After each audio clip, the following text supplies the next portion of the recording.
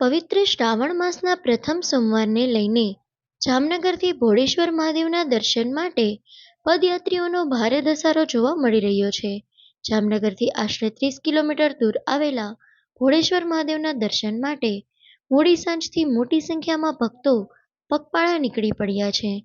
હર હર મહાદેવના જયઘોષ સાથે પદયાત્રીઓ ભોળેશ્વર તરફ આગળ વધી રહ્યા છે.